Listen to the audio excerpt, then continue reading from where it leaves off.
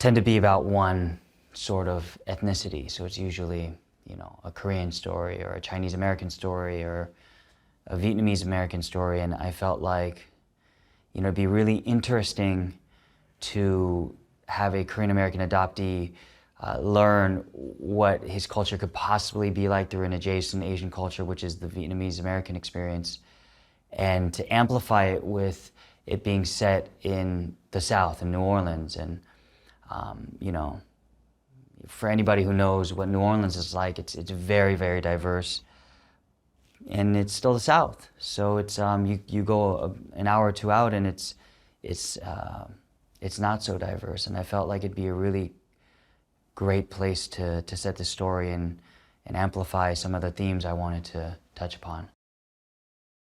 For Antonio, his strengths is, you know, his compassion. You know, he's a bleeding heart, and I think he doesn't truly mean to hurt people. And you know, even though he's been so kind of hurt and damaged throughout his life, he still has not given up on life, and he still perseveres to try to live a fruitful and beautiful life with his family. So he hasn't given up, and I think that resilience is extremely beautiful to see in any human, in any capacity.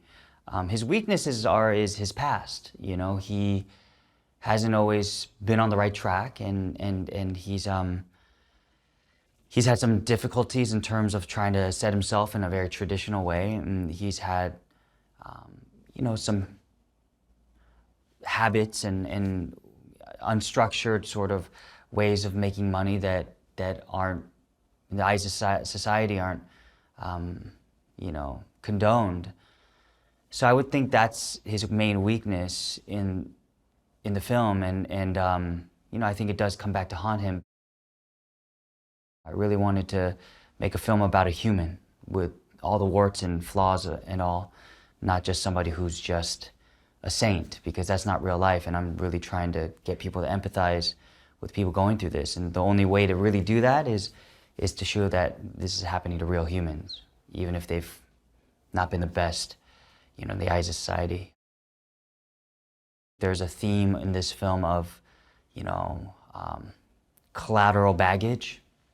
And what that means is baggage you've inherited a lot from either your culture or your past or your parents.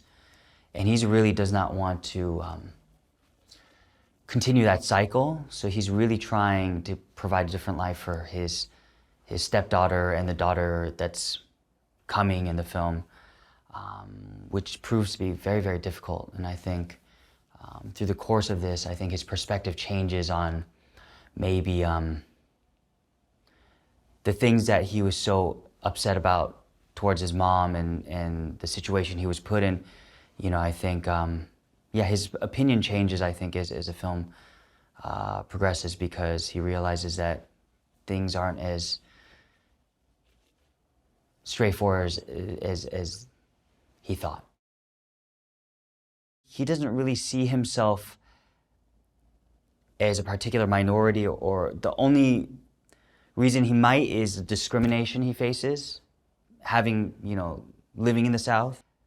But it's not until that he has a thought of being deported back to Korea that he even really starts to introspectively think about who he is. And you know, his encounters with Parker, who is Vietnamese American, I think makes him really start to consider where he came from and who his mother is, and evaluate what his life has been like in Louisiana. He just has a tough time. He tries his best to make money and figure out a way to keep his family together, but unfortunately, he doesn't have a lot of options. So, you know, he has to do whatever he can to be able to come up with the money. And in that pursuit, it creates a lot of conflicts with his family and also with himself, because I think he has a guilty conscience of the man he is and who who he's going to be to his unborn child that's on its way. So I think it causes external and internal turmoil.